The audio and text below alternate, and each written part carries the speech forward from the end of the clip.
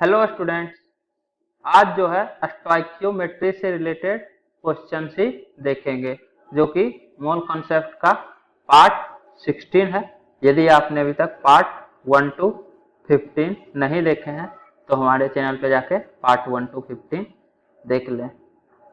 तो क्वेश्चन देखने से पहले एक पॉइंट है, मतलब बैलेंसिंग ऑफ हाइड्रोकार्बन रिएक्शन। इसको आप लोग ध्यान रख सकते हैं कि कोई भी हाइड्रोकार्बन यदि है तो जब वो कंबसन होगा, हाइड्रोकार्बन का कंबसन का बैलेंसिंग रिएक्शन क्या होता है, ये ध्यान रखिए। Balanced reaction of hydrocarbon combustion. मान लीजिए आपके पास जो हाइड्रोकार्बन है वो है CxH2। एक्स का वैल्यू कुछ होगा, वाई का वैल्यू कुछ होगा, ये पता नहीं है। तो कंबसन मतलब क्या हुआ, जब कंबसन होता है तो O2 के साथ रिएक्शन करेगा, बिना O2 के प्रेजेंस में कंबसन नहीं होगा, ये ध्यान रखिएगा। सिंपली आप इसको इस तरह से भी समझ सकते हैं कि हाइड्रोकार्बन का O2 के साथ रिएक्शन, कंबसन होने के बाद कार्बन जो है वो CO2 में कन्वर्ट हो जाएगा और हाइड्रोजन जो है वो H2O में कन्वर्ट हो जाएगा। तो CO2 प्लस H2O बनाएगा। अब बैलेंसिंग करने के लिए देखिए, इस तरफ एक हाइड्रोकार्बन में X कार्बन एटम है तो इस तरफ भी X एटम होना चाहिए कार्बन का, और कार्बन सिर्फ CO2 में ही प्रेजेंट है, मतलब यहाँ X आएगा, तभी तो कार्बन जो है रिएक्टेंट साइड और प्रोडक्ट साइड सेम रहेगा। सिमिलरली हाइड्रोजन, तो रिएक्टेंट साइड में बाई हाइड्रोजन है तो इस तरफ भी बाई हाइड्रोजन होना चाहिए। तो H2O में 2 हाइड्रोजन होता है, तो अगर बाई बाई 2 मोलिक्यूल रहेगा H2O का, तब ना बाई बाई 2 इंटू एक मोलिक्यूल में 2 हाइड्रोजन, तो बाई हाइड्रोजन हो जाएगा। तो हाइड्रोजन जो है रिएक्टेंट और प्रोडक्ट साइड सेम हो जाएगा। CxH plus O2। अब कितना नंबर ऑफ O2 रिक्वायर्ड होगा कंबसन के लिए, ये भी पता कर लीजिए। तो देखिए CO2 के लिए अगर X कार्बन है तो उसके लिए 2X ऑक्सीजन चाहिए।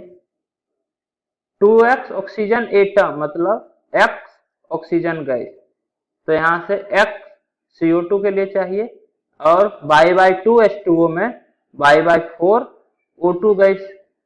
ये जो ऑक्सीजन है H2O में ये बाई बाई 4 O2 से आएगा, तो H2O के लिए जो ऑक्सीजन चाहिए वो बाई बाई 4 चाहिए, तो total X plus by by 4 mole O2 का चाहिए। अब देखिए ये बैलेंस हो गया।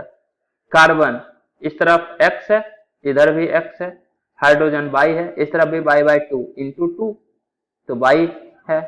अब ऑक्सीजन इधर X plus by by 4 O2 gas है, एक O2 गैस में 2 ऑक्सीजन एटम होता है, तो इसका डबल अमाउंट है ऑक्सीजन का, ऑक्सीजन एटम का, तो आपके पास 2X plus by by 2 oxygen atom है, तो जो प्रोडक्ट बनेगा उसमें भी इतना ही होना चाहिए।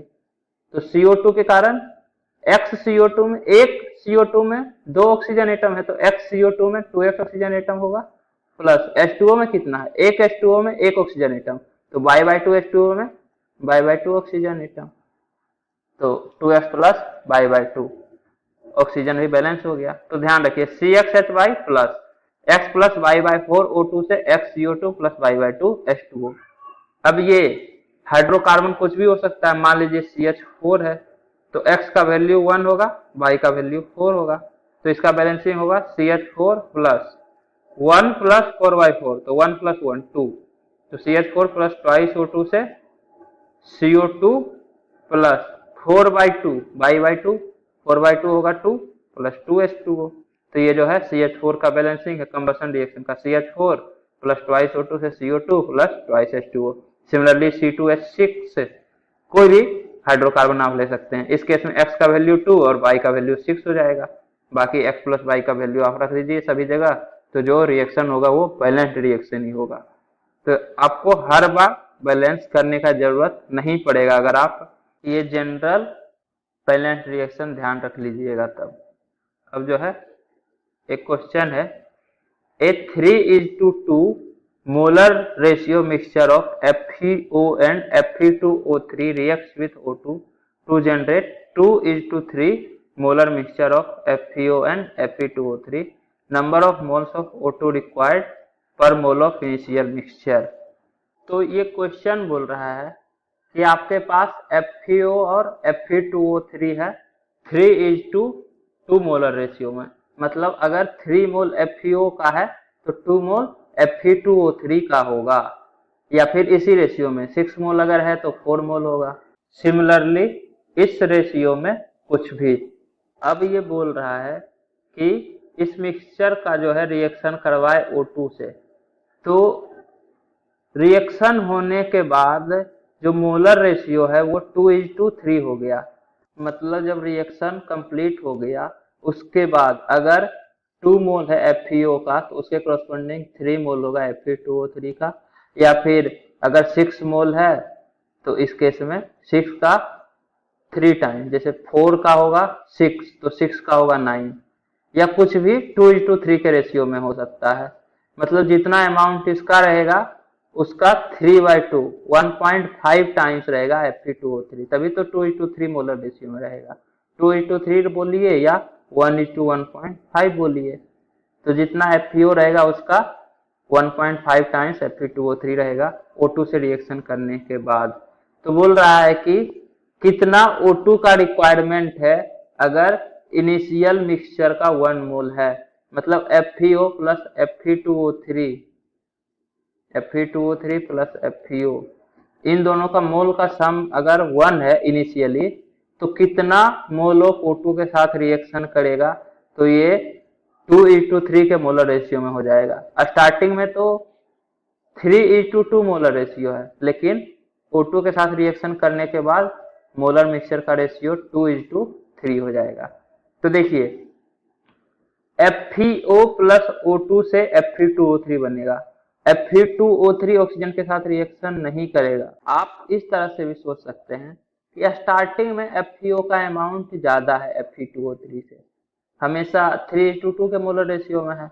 तो अगर Fe2O3 में कन्वर्ट नहीं होगा तो Fe2O3 का अमाउंट ज्यादा कैसे हो गया।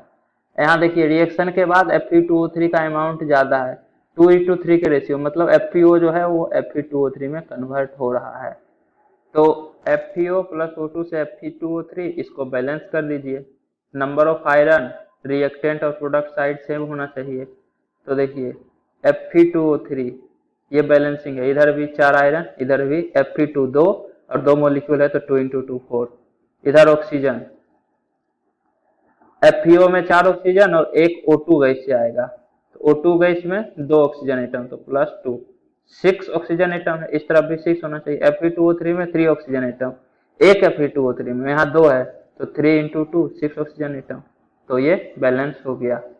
अब देखिए बताना है कि अगर इनिशियली मिक्सचर का 1 मोल है तो कितना O2 का रिक्वायरमेंट होगा। ठीक है, तो मान लीजिए कि टोटल मोल 1 है ना FeO प्लस Fe2O3 का, उसमें से FeO है N1 और Fe2O3 है N2, मतलब let the number of moles of FeO and Fe2O3 भी N1 एंड N2, और दोनों का सम 1 है N1 प्लस N2। ये 1 ही एज्यूम किए हैं क्योंकि अगर 1 मोल इनिशियल मिक्सचर का है तो कितना मोल O2 का रिक्वायरमेंट होगा यही फाइंड आउट करना है, तो इसलिए इसको 1 ही मान लिए हैं। इसको आप कुछ और भी मान सकते हैं, वो अभी देख लेंगे। तो N1 plus N2 equal to 1 और N1 upon N2 equal to 3/2 है। Mole ratio of FeO and Fe2O3 3/2 है, तो N1 इक्वल टू 3/2 N2, तो N1 के जगह 3/2 N2 रखिए तो N2 का वैल्यू आ जाएगा, तो N1 का वैल्यू आएगा 3/5, N2 का वैल्यू आएगा 2/5। देखिए N1 अपॉन N2 3:2 हो गया और N1 प्लस N2 1 हो गया। अब इनिशियल कंडीशन क्या है, इनिशियली आपके पास 3/5 मोल है FeO का और 2/5 मोल है Fe2O3 का। अब मान लीजिए कि A मोल O2 के साथ रिएक्शन किया है इनिशियल मिक्सचर, तो A मोल O2 के साथ रिएक्शन किया, ठीक है। तो अगर A मोल O2 है तो 4A मोल FeO का चाहिए रिएक्शन करने के लिए, मतलब 4A मोल रिएक्शन कर लिया, तो आपके पास फाइनली कितना बचा, 3/5 पहले से था उसमें से 4A मोल रिएक्शन में पार्ट ले लिया, तो 4A घट गया तो 3/5 माइनस 4A, फाइनल मोल FeO का इतना होगा। और इनिशियली आपके पास 2/5 मोल था Fe2O3 का, जब रिएक्शन हुआ तो A मोल O2 से कितना मोल Fe2O3 का बनेगा? एक के क्रॉसपोंडिंग 2 बनता है, तो A मोल अगर O2 का है तो 2A मोल Fe2O3 का बनेगा। तो स्टार्टिंग में 2/5 मोल था, रिएक्शन होने के बाद 2A मोल और बन गया, तो 2/5 प्लस 2A हो गया, नंबर ऑफ मोल फाइनल। तो फाइनली आपके पास Fe2O3 का इतना मोल है और FeO का इतना मोल है। और मिक्सचर का रेशियो दिया हुआ है कि रिएक्शन होने के बाद number of mole of Fe2O3 divided by number of mole of FeO, ये जो है 3:2 है। Number of mole of FeO upon Fe2O3 2:3 है, तो इसका उल्टा अगर कीजिएगा तो 3:2 लिखना पड़ेगा। यहाँ पे number of mole of FeO divided by number of mole of Fe2O3, ये 2:3 है तो इसको 2/3। अब ये इस तरफ आएगा और 3 को इस तरफ भेज दीजिए, तो 3 × 3/5 minus 4A × 3, similarly 2 × 2/5 plus 2A। Calculation करने के बाद ये आएगा 9 - 60A = 4 + 2A। एक्चुअली में ये 9 - 60A डिवाइडेड बाय 5 आएगा और ये 4 + 20A डिवाइडेड बाय 5 आएगा। 5 से 5 कैंसिल आउट हो जाएगा। कैलकुलेट करने के बाद ये इस तरफ जब जाएगा तो 20 + 60A 80A, और ये इस तरफ आएगा तो 9 - 4 80A = 5, तो A = 1/16। तो अगर इनिशियल मिक्सचर का 1 मोल है तो 1/16 मोल ऑक्सीजन गैस चाहिए, मतलब O2 गैस जो रिक्वायर होगा पर मोल ऑफ इनिशियल मिक्सचर वो 1/16 मोल होगा। हम माने ही थे कि इनिशियली मेरे पास एक ही मोल है, तो कितना O2 रिक्वायर्ड, तो जितना O2 रिएक्शन में पार्ट लिया वही आपका आंसर हो जाएगा, क्योंकि पूछा ही है कि पर मोल ऑफ इनिशियल मिक्सचर के करस्पॉन्डिंग कितना O2 रिक्वायर्ड होगा। यहाँ पे आप N1 + N2 = 1 की जगह कुछ और भी मान सकते हैं। जैसे मान लीजिए कि आपके पास ये 3:2 के रेशियो में है, तो आप सिंपल मान लीजिए कि आपके पास 3 मोल FeO है और 2 मोल Fe2O3 है।